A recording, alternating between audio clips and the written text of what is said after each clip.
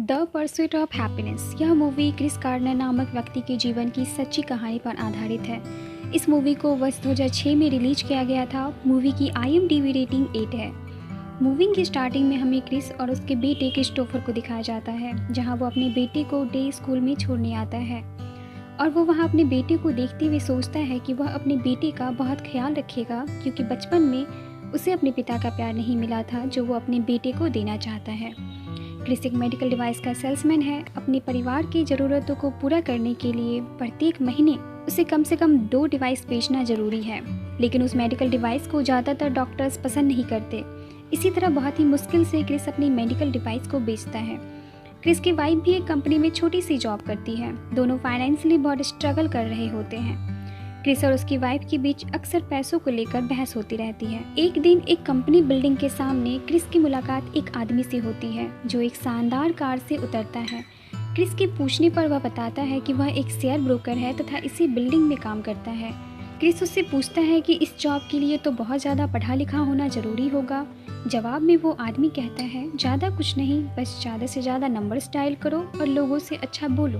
उस कंपनी के लोग क्रिस को बहुत खुश नजर आ रहे थे, जिसका अनुभव क्रिस अपने प्रेजेंट जॉब में नहीं कर पा रहा था। क्रिस घर आकर अपनी पत्नी से कहता है कि वह अपनी नौकरी छोड़ना चाहता है, क्योंकि वह भी अब एक शेयर ब्रोकर बनना चाहता है। इसी बात पर दोनों में बहस हो जाती है, क्योंकि क्रिस की वाइफ को क्रिस से ज़्यादा उम्मीद अब नहीं रही है। इधर क्रिस उस जॉब के लिए एप्लीकेशन डाल देता है। एक दिन क्रिस कंपनी के एक आदमी से बात करने की कोशिश करता है, जिसे क्रिस पहले से भी जानता है। वो आदमी एक पजल सॉल्व कर रहा होता है और क्रिस के पूछने पर वो कहता है कि इसे सॉल्व करना बिल्कुल असंभव है। क्रिस कहता है वो ये कर सकता है, पर उस आदमी को विश्वास नहीं था, लेकिन क्रिस उस पजल को सॉल्व कर देता है, जिससे वो आदमी क्रिस से काफ़ी इम्प्रेस हो जाता है। इसी बीच क्रिस की वाइफ उसके बेटे को लेकर घर से जा चुकी होती है। क्रिस को इस बात पर काफ़ी गुस्सा आता है। वह अपनी पत्नी से मिलता है और कहता है, तुम मेरे साथ नहीं रहना चाहती तो तुम जाओ, लेकिन मेरा बेटा मेरे साथ रहेगा, क्योंकि क्रिस अपने बेटे से बहुत प्यार करता है। इसी दौरान उसकी पत्नी की जॉब यूरोप में लग जाती है और वो अपने बेटे को क्रिस को देती है, क्योंकि वह जानती है कि क्रिस अपने बेटे का ध्यान मुझसे भी ज़्यादा अच्छी तरह से रख सकता है। क्रिस जिस घर में रहता है उसका रेंट उसने कई महीनों से नहीं दिया है और एक रात उस घर का ऑनर उससे घर खाली करने को कहता है। फिर भी किसी तरह क्रिस 7 दिन का समय उससे मांग लेता है, ये कहकर कि वह उसके घर को पेंट कर देगा। रात में जब क्रिस अपना घर पेंट कर रहा होता है तो उसे पुलिस गिरफ्तार कर लेती है, क्योंकि उसने पार्किंग टिकट की फीस नहीं भरी होती है। वह पुलिस से काफ़ी रिक्वेस्ट करता है कि वह उसे छोड़ दे, लेकिन पुलिस अगले सुबह 10 बजे उसे छोड़ने की बात कहती है। अगले सुबह क्रिस का इंटरव्यू है, जिसके लिए क्रिस को जाना है। जैसे ही पुलिस उसे छोड़ती है, वह भागता हुआ इंटरव्यू देने जाता है। उसने अपने कपड़े भी चेंज नहीं किए थे, उन पर अभी भी पेंट लगा हुआ है। वह इंटरव्यू के लिए अपनी बारी का इंतजार करता है। तभी एक महिला आकर उसका नाम पुकारती है, मिस्टर गार्डनर। क्रिस अपने पहनावे के कारण थोड़ा हिचकता है, फिर हिम्मत जुटाकर वह उसके साथ इंटरव्यू बोर्ड के सामने जाता है। बोर्ड मेंबर्स उसे देखकर थोड़ा चौंक जाते हैं, क्योंकि क्रिस ने प्रोफेशनल कपड़े नहीं पहने थे। वो बोर्ड मेंबर्स को अपना परिचय देता है। इससे पहले कि मेंबर्स कुछ बोलते, क्रिस ने कहा कि मैं सोच रहा था कि अपनी इस हालत के लिए आपसे कुछ झूठ बोल दूं, पर मैं सच कहना चाहता हूं कि मुझे कल पुलिस ने अरेस्ट कर लिया था, क्योंकि मैंने पार्किंग फ़ीस नहीं भरी थी। बोर्ड मेंबर्स इसे सुनकर थोड़ा हंसते हैं, क्योंकि वे काफ़ी प्रोफेशनल लोग थे, जिनके लिए पार्किंग फ़ीस बहुत छोटी सी बात थी। लेकिन क्रिस के लिए यह एक बड़ी बात थी, क्योंकि क्रिस की फाइनेंशियल कंडीशन ठीक नहीं थी। अब बोर्ड मेंबर्स उससे सवाल पूछते हैं। वो पूछते हैं कि तुम स्कूल में फर्स्ट आए हो, कितने लोग थे क्लास में? क्रिस कहता है 12 लोग थे। वे कहते हैं इतने लोगों में फर्स्ट आना कोई बड़ी बात नहीं है। क्रिस कहता है वो नेवी में भी फर्स्ट आया और उसमें 20 लोग थे। बोर्ड मेंबर्स लगभग क्रिस के एबिलिटी से नाखुश थे। इससे पहले कि बोर्ड मेंबर्स अपना फैसला सुनाते, क्रिस ने कहा, मैं कुछ कहना चाहता हूँ। वो कहता है, मैं इस तरह का इंसान हूँ, अगर आप मुझसे कुछ पूछे और मेरे पास उसका जवाब ना हो तो मैं कहूँगा मुझे नहीं पता, पर मैं उसका जवाब ढूंढूंगा और उसे हर कीमत पर आपको लाकर दिखाऊंगा। इसके बाद बोर्ड का एक मेंबर जो वहाँ का हेड था, वो क्रिस से पूछता है, क्रिस तुम्हारे ख्याल में अगर एक लड़का बिना शर्ट के इंटरव्यू देने आए और मैं उसे रख लूँ तो तुम क्या कहोगे? क्रिस कहता है, तो फिर उसने बहुत ही अच्छी पैंट पहनी होगी। ये जवाब सुनकर बोर्ड मेंबर्स हंसने लगते हैं, क्योंकि क्रिस का जवाब काफ़ी इंटरेस्टिंग था। इसके बाद क्रिस को सिलेक्ट कर लिया जाता है। क्रिस बोर्ड मेंबर्स में से एक मेंबर जिसे वो पहले से जानता है, उसका नाम जैक है। क्रिस उससे कहता है, मैं आपको इस जॉब के बारे में सोच के बताऊंगा कि मैं ये इंटर्नशिप ज्वाइन करूंगा कि नहीं। जैक कहता है, पिछले कई दिनों से तुम मुझे इस जॉब के लिए कह रहे थे और आज जब तुम सेलेक्ट हो गए हो तो तुम कह रहे हो कि तुम सोच के बताओगे। क्रिस कहता है, मुझे नहीं पता था कि यह एक इंटर्नशिप है। दरअसल ये एक इंटर्नशिप जॉब होती है जिसमें 20 लोगों को चुना गया है, जिनको 6 महीने तक काम सिखाया जाएगा और 6 महीने बाद 20 में से सिर्फ एक आदमी को सिलेक्ट किया जाएगा। जैक क्रिस को कहता है, कल सुबह तक तुमने मुझे जवाब नहीं दिया तो मैं किसी और को तुम्हारी जगह रख लूँगा। क्रिस घर जाता है और सोचता है कि वह यह इंटर्नशिप ज्वाइन करेगा। इसी बीच क्रिस अपने बेटे के साथ एक नए घर में शिफ्ट हो जाता है और एक दिन अपने बेटे से कहता है, किसी को भी ये कहने का मौका मत देना कि तुम ये काम नहीं कर सकते, मुझे भी नहीं। अगर तुम्हारा कोई सपना है तो उसे पूरा करो। लोग जो काम नहीं कर सकते हैं तुम्हें भी ऐसा कहेंगे कि तुम नहीं कर सकते।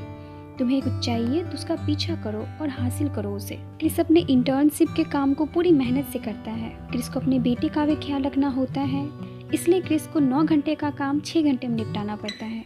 क्रिस अपने काम में इतना बिजी रहता है कि वह पानी भी नहीं पीता, जिसके कारण उसका टाइम बाथरूम में वेस्ट ना हो।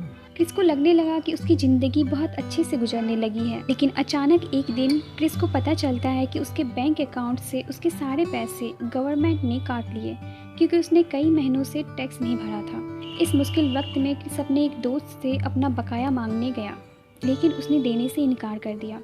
क्रिस के पास पैसे नहीं होने के कारण उसके सामान को घर से बाहर कर दिया जाता है। क्रिस अपने बेटे के साथ एक मेट्रो स्टेशन पर रुकता है। उसे समझ नहीं आ रहा कि वो आगे क्या करे।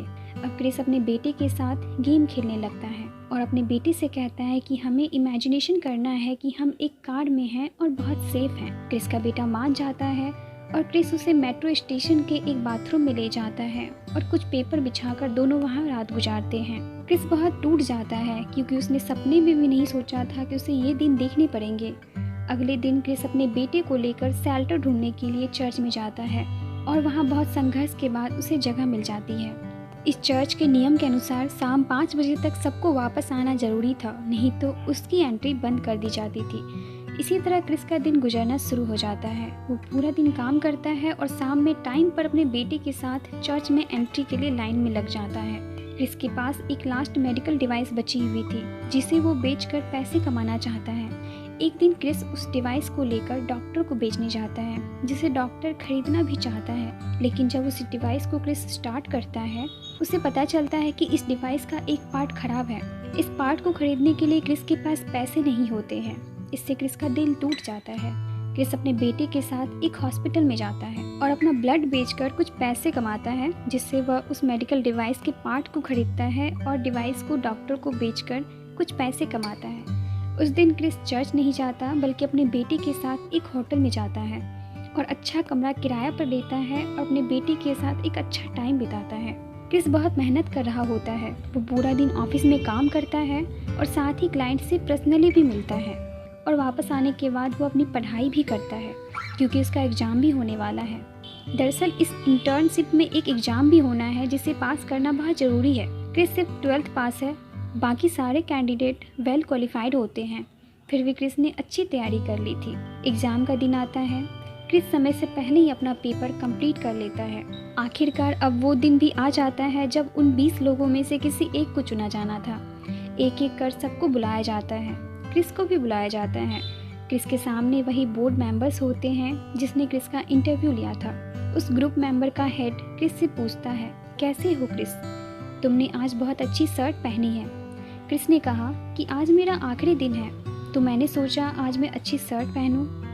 दरअसल क्रिस को लग रहा है कि उसका सिलेक्शन नहीं हो पाएगा, क्योंकि वो अन्य कैंडिडेट की तरह वेल क्वालिफाइड नहीं है। क्रिस के जवाब पर वो कहता है कि तुम इसे कल भी पहन लेना, क्योंकि कल तुम्हारा यहाँ पर पहला दिन होगा।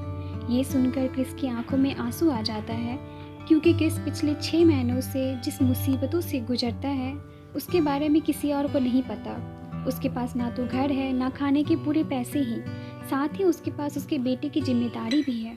क्रिस का सीनियर पूछता है कि क्या ये आसान था क्रिस? क्रिस कहता है, बिल्कुल नहीं सर, ये आसान नहीं। तो इसी के साथ संघर्ष के बाद मिलने वाली सफलता का एहसास कराने वाली इस मूवी का द एंड होता है।